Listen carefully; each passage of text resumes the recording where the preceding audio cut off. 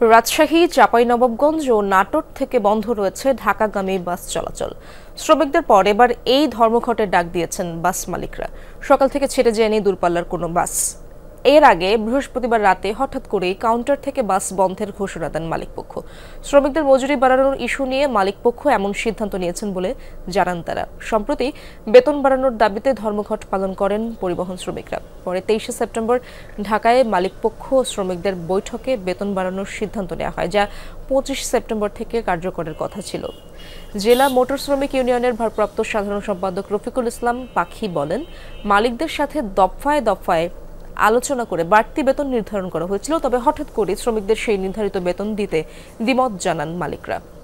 কোনো পূর্ব ঘোষণা ছাড়াই বাস বন্ধ করে দেন তারা।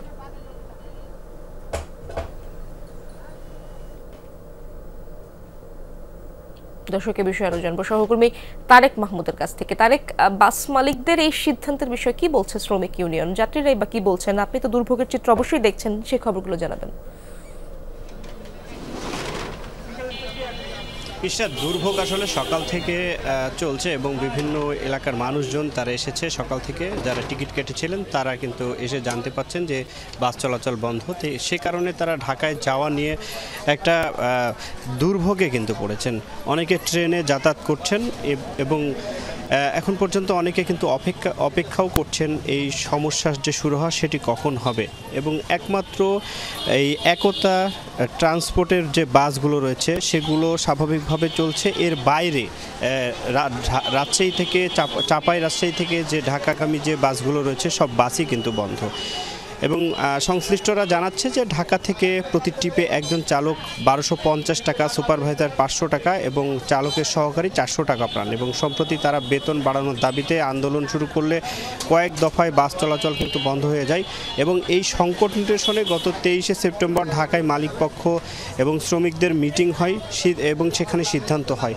এবং রাজশাহী থেকে ঢাকা চলাচলে প্রতি ট্রিপে একজন চালককে 1750 টাকা, সুপারভাইজারকে 750 টাকা এবং সহকারী যে যারা রয়েছে বাসের তাদেরকে 700 টাকা করে দেওয়ার যে বিষয়টি সেটি তোলা হয়। এবং শুক্রবার থেকে তা বাস্তবায়নের কথা ছিল। তার আগেই বৃহস্পতিবার রাতে, গতকালকে রাতে বেশি টাকা বেতন দিবে না বলে মালিকপক্ষ তারা বাস বন্ধ করে দিয়েছে। এবং আমরা দেখেছি যে রাতের বেলা থেকেই কিন্তু এই যারা যাত্রী রয়েছে তারা টিকিট কেটে রেখেছিলেন। সকাল থেকে তারা এসে যখন জানতে পারলেন যে তারা টিকিট কেটেও বাস চলাচল বন্ধ, সে কারণে অনেকে কিন্তু জরুরি কাজে ঢাকায় যাবেন, সে কারণে অনেকে রাজশাহী রেল স্টেশনে কিন্তু গিয়ে টিকিট কেটেছেন। বলা যায় যে অনেকটা ভোগান্তি করে যাদের একদমই জরুরি তারা ঢাকাতে যাচ্ছেন।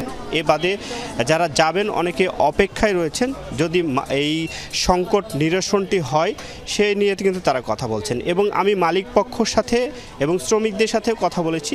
শ্রমিকদের দাবি একটাই যে তারা তাদের যে নির্ধারিত ভাড়া বাড়ানোর যে বিষয়টি সেটি নির্ধারণ করা হয়েছে, সেই নির্ধারিত ভাড়াতেই তারা কিন্তু যাবেন এবং তারা প্রস্তুত রয়েছেন তারা বাস চালাতে এবং বাসের যে সার্বিক কার্যক্রম করতে। এবং মালিকপক্ষ তারা বলছেন যে তারা ভাড়া বাড়াবেন না। একমাত্র একতা যে বাসটি রয়েছে সেই বাসটি বাদে কিন্তু ঢাকার যে অন্য বাস সকল বাসই এখন এই রেল স্টেশনে কিন্তু বন্ধ রয়েছে এবং যাত্রীরা ব্যাপক দুর্ভোগে পড়েছেন।